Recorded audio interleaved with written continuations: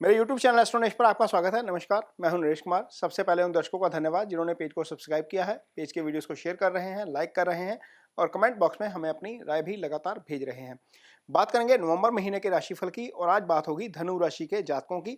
धनु राशि के जातकों के लिए नवंबर का महीना उनके कारोबार के लिहाज से, नौकरी के लिहाज से, उनकी इनकम के लिहाज से, हेल्थ के लिहाज से, रिलेशनशिप के लिहाज से और स्टडीज के लिहाज से कैसा रहेगा, इस पर चर्चा करेंगे। लेकिन सबसे पहले ये बताएंगे कि आपकी कुंडली में ग्रहों का गोचर किस तरीके से रहेगा और उस गोचर का आपको क्या फायदा या नुकसान होगा। तो ये जो कुंडली आप लगी हुई देख रहे हैं, ये 1 नवंबर के दिन की कुंडली है। 1 नवंबर को लगन में कोई ग्रह नहीं है, यानी कि चंद्रमा के ऊपर से कोई ग्रह गोचर नहीं कर रहा है। शनि तीसरे भाव में है, ये गोचर आपके लिए शुभ है। राहु का गोचर चौथे भाव में हो गया है। ये 30 अक्टूबर को ही राशि परिवर्तन जो हुई है, राहु यहाँ पर आ गए हैं और ये चौथे भाव में राहु शुभ गोचर में नहीं होता। गुरु जो है वो पंचम भाव में है, ये शुभ गोचर में है, लेकिन यहाँ पर ज्यादा शुभता इसलिए आ गई है क्योंकि राहु के साथ गुरु की जो युति थी वो टूट गई है। इससे आपको निश्चित तौर पर बहुत फायदा होने वाला है। आगे बताएंगे कि किस तरीके से फायदा होगा। चंद्रमा सप्तम में गोचर कर रहे हैं, शुक्र का गोचर 9वें भाव में है, ये शुभ गोचर है। केतु का गोचर आपके लिए शुभ हो गया है। केतु पहले जो है वो यहाँ 11वें भाव में थे, यहाँ पर भी शुभ गोचर में थे। अब केतु दशम भाव में है, यहाँ पर भी शुभ गोचर में है। मंगल सूर्य शुभ गोचर में रहेंगे 11वें भाव में। बुध का भी गोचर जो है वो 11वें भाव में शुभ है। लेकिन परिवर्तन क्या होगा, शुक्र राशि परिवर्तन कर जाएंगे 3 नवंबर को, यहां पर आ जाएंगे राहु केतु एक्सिस में, ये गोचर अच्छा नहीं है। बुध का गोचर हो जाएगा 6 नवंबर को, ये बुध 12वें भाव में आ जाएंगे। यहां पर काल पुरुष की कुंडली में बुध की नीच राशि होती है, लिहाजा 12वें भाव का बुध का गोचर जो है वो अच्छा नहीं है। मंगल और सूर्य दोनों ग्रह 16 नवंबर को राशि परिवर्तन करेंगे और ये भी जो है वो वृश्चिक राशि में 12वें भाव में चले जाएंगे। ये गोचर भी शुभ नहीं रहेगा। ये शुभ इसलिए नहीं रहेगा क्योंकि ये खर्चे वाला भाव होता है और यहाँ पर 3 पाप ग्रहों का प्रभाव आपको नुकसान पहुंचा सकता है या खर्चों में वृद्धि करवा सकता है। आगे बताएंगे क्या क्या चीजें रहेंगी। तो सबसे पहले कर्म की बात करेंगे और आय की बात करेंगे। अब ये जो कंजंक्शन टूटी है आपके लिए, यहाँ पर जो राहु थे, 30 अक्टूबर को राहु का जो गोचर हुआ है वो यहाँ पर आ गए हैं और गुरु की दृष्टि सीधी यहां पर पड़ रही है। ये आय स्थान है, यहां ये वृद्धि का भी स्थान है। अब राहु की दृष्टि यहां से हट गई है और गुरु सीधा अपनी पूर्ण दृष्टि से इस भाव को एक्टिव कर रहे हैं। तो निश्चित तौर पर आय बढ़ाने का समय जो है, आय बढ़ने का समय अब आ गया है। अगले 6 महीने गुरु यहीं पर रहेंगे और यहां से ना सिर्फ इस भाव को एक्टिव करेंगे, इस भाव को भी एक्टिव करेंगे। गुरु की पंचम दृष्टि 1 2 3 4 5 यहां जाएगी। ये भाग्य स्थान होता है किसी भी कुंडली में और गुरु इस भाव के कारक ग्रह होते हैं। गुरु पंचम के भी कारक हैं, गुरु 11वें भाव के भी कारक हैं और गुरु इन दोनों भावों को एक्टिव कर रहे हैं अपनी 5वीं और 7वीं दृष्टि से।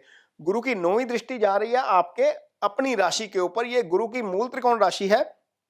तो यहां पर निश्चित तौर पर जो राहु की दृष्टि के कारण जो ओवर थिंकिंग चल रही थी आपके दिमाग में, वो अब चलना बंद होगी और आप पॉजिटिव होकर एक पॉजिटिव दिशा में अपने काम की तरफ लगेंगे।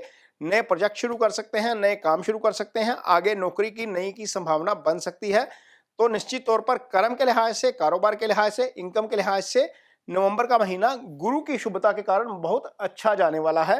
केतु भी यहाँ पर शुभ है क्योंकि ये कर्म स्थान है, तो केतु का गोचर यहाँ पर शुभ होता है, इसलिए ये भी एक तरीके से आपके लिए शुभ है। अब आगे बात करेंगे आपका रिलेशनशिप कैसा रहेगा। तो रिलेशनशिप का जो भाव है ये सप्तम भाव होता है। सप्तम भाव के ऊपर पहले जब केतु यहां पर थे तो सप्तम भाव को पीड़ित कर रहे थे, केतु की दृष्टि यहां पर जा रही थी। अब केतु यहां पर आने के कारण इस भाव को पीड़ित नहीं कर पाएंगे।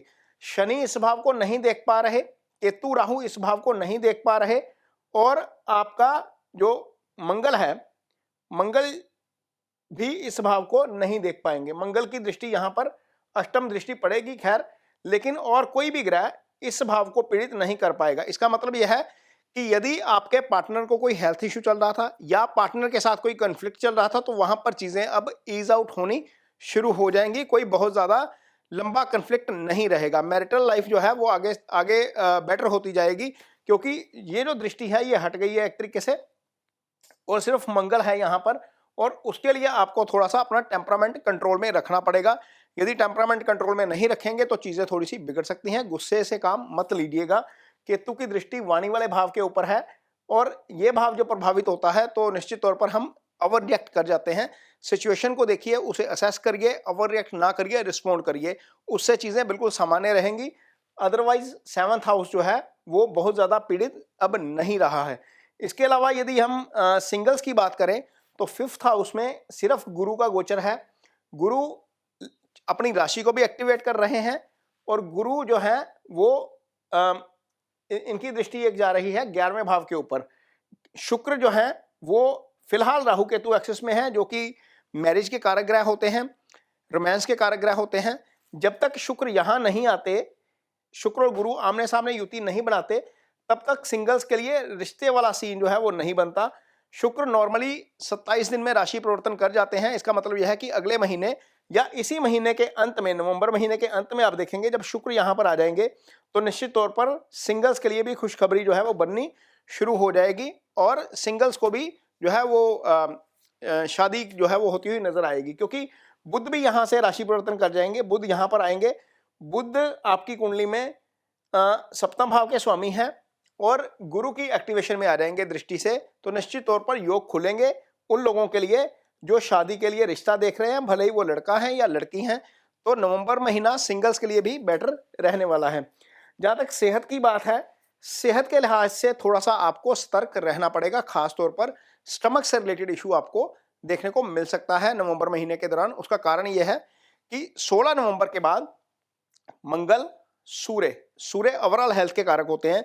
जब ओवरऑल हेल्थ का कार्य सूर्य खुद ही 12वें भाव में चला जाए और वो मंगल के साथ युति कर ले, बुध शुभ ग्रह हैं लेकिन अशुभ ग्रह के साथ अशुभ हो जाते हैं, तो 3 ग्रह जब सीधे छठे भाव को देखते हैं, ये भाव जो है वो स्टमक से रिलेटेड इश्यूज का भाव होता है। यहां से हम डाइजेशन संबंधित इश्यूज देखते हैं। केतु की दृष्टि यहां पर पड़ रही है। 4 ग्रह एक भाव को पीड़ित कर रहे हैं। इसका मतलब यह है कि आपको खास तौर पर खान पीन का ध्यान रखना पड़ेगा।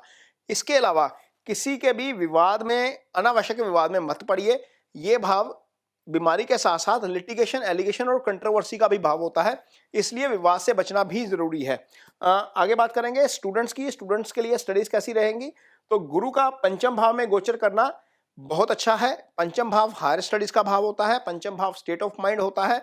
इसका मतलब यह है कि धनु राशि के जातक, क्योंकि गुरु की दृष्टि अपनी ही राशि के ऊपर होगी, तो एक बिल्कुल क्लियर स्टेट ऑफ माइंड के साथ अपने टारगेट की तरफ बढ़ेंगे, अपने एग्जाम की तैयारी की तरफ बढ़ेंगे, अपने जो उन्होंने लाइफ में, एकेडमिक लाइफ में जो उन्होंने सोचा हुआ है उस दिशा में अब सकारात्मक तरीके से आगे बढ़ पाएंगे। तो गुरु और राहु का कंजंक्शन टूटना स्टूडेंट्स के लिए भी बहुत अच्छा है। तो ये धनु राशि के जातकों के लिए नवंबर महीने का राशिफल है। ये वीडियो आपको कैसा लगा, इस पर कमेंट बॉक्स में अपनी राय जरूर दीजिए। यदि ये वीडियो अच्छा लगे तो इसे शेयर जरूर करिए, पेज को सब्सक्राइब जरूर करिए। इसके साथ ही मुझे दीजिए इजाजत। नमस्कार।